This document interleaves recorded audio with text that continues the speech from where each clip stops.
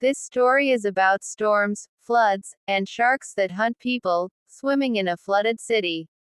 First, we meet a girl named Dakota. She is at home talking on the phone when she hears news of a huge storm coming.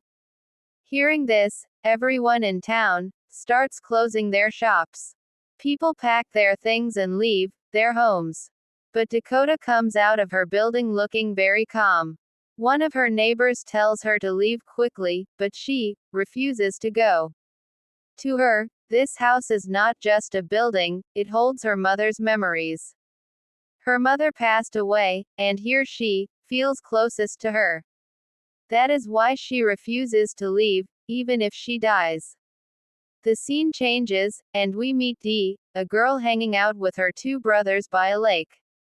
The older brother is Ron, and the younger one is Will. They are having fun when their stepfather, William, arrives. His bad behavior shows that he is not a good person. He adopted these three children, but he does not love them.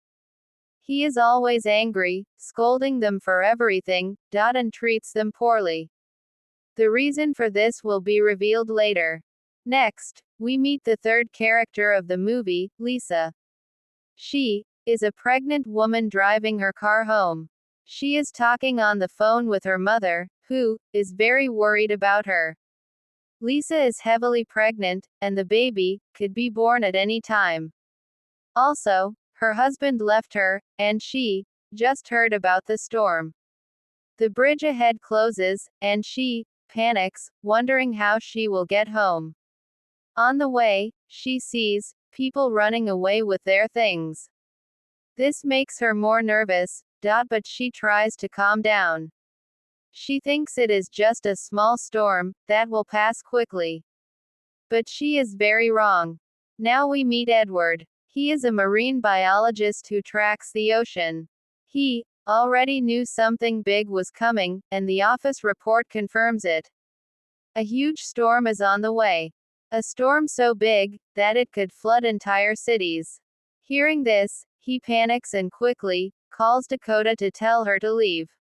Dakota is his niece, and his sister, had passed away. He says the storm is very bad and will soon flood the whole city.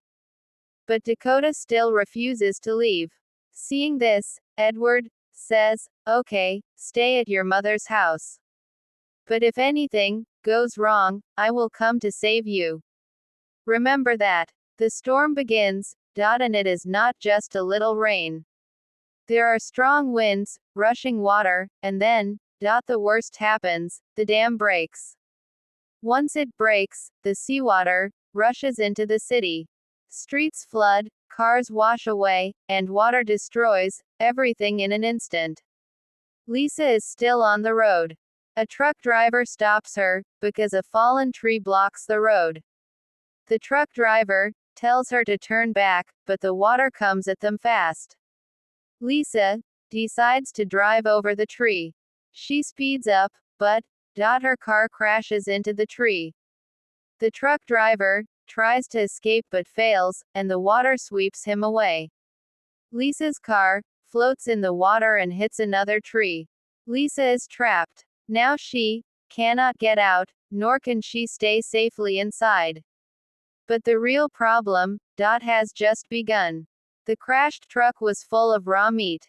The meat spills into the water, spreading blood everywhere. Sharks can easily smell blood from far away, and sharks follow the scent to this place. Meanwhile, William is at home, having a drink with his wife in the basement. They are totally relaxed, thinking their house is waterproof. They are not afraid. Elsewhere, reporters are standing outside Edward's office. They want to interview Edward about the storm.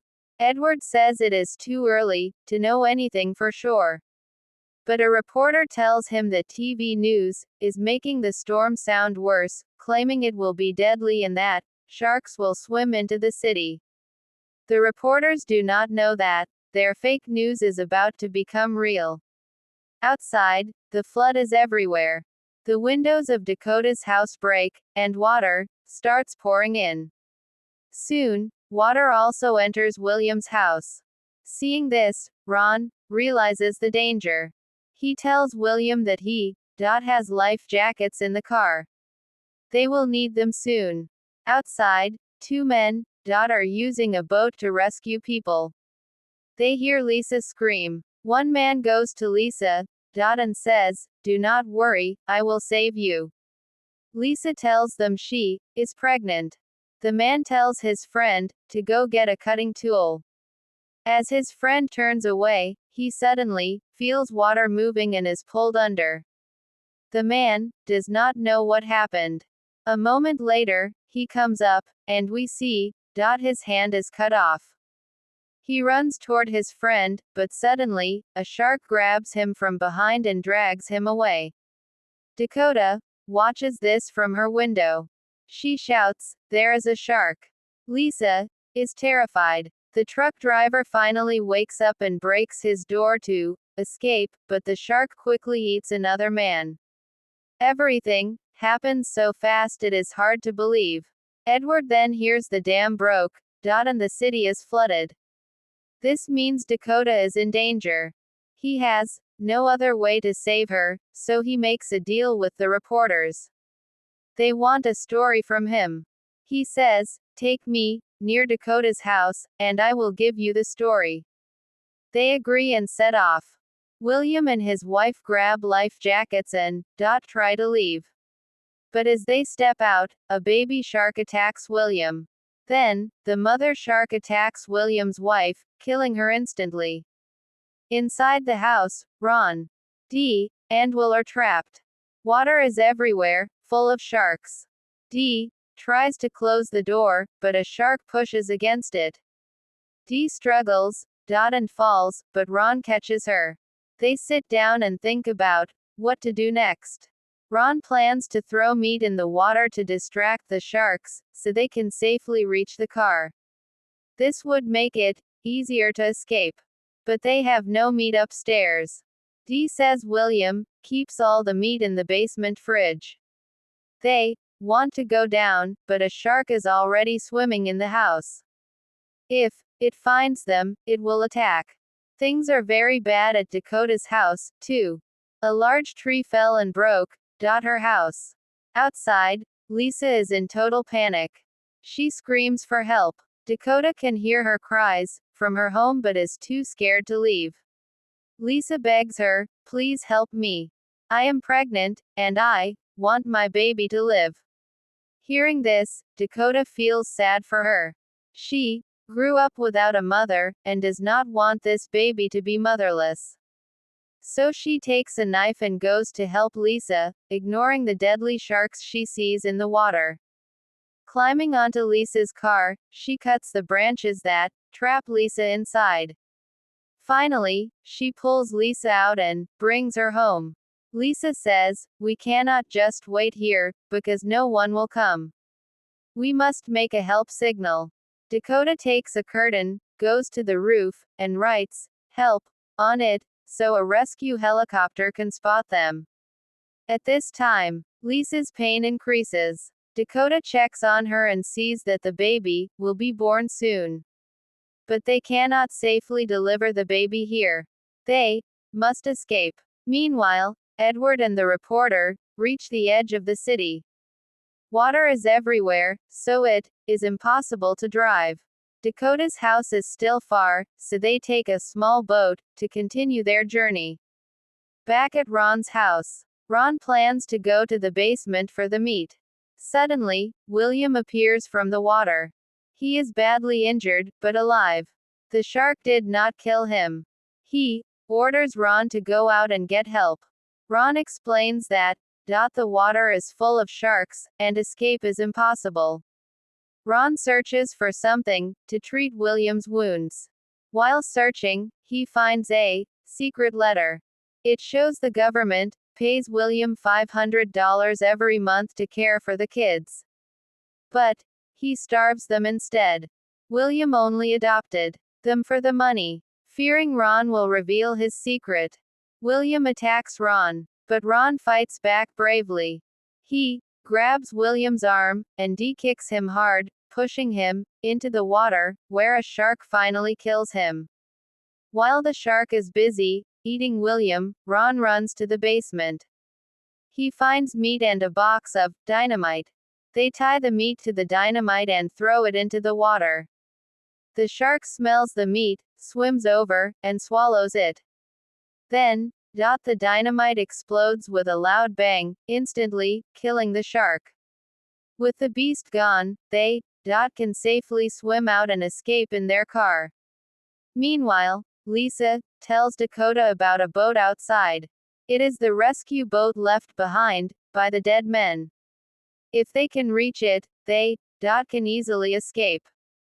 But Lisa is in too much pain to go outside. Dakota decides to fetch the boat and bring it to the door. She takes a flashlight and fills a bucket with raw meat from her fridge. She knows sharks are near, and plans to use the meat to distract them. Her plan works perfectly. Whenever a shark comes near her, she throws a piece of meat to lure it away. Doing this, she safely reaches the boat, but then a new problem arises. She runs out of meat, and a massive shark appears right in front of her. Dakota does not panic. She stays completely still. Seeing her so calm, the shark loses interest and swims away. On the boat, she finds a fishing spear gun and grabs it.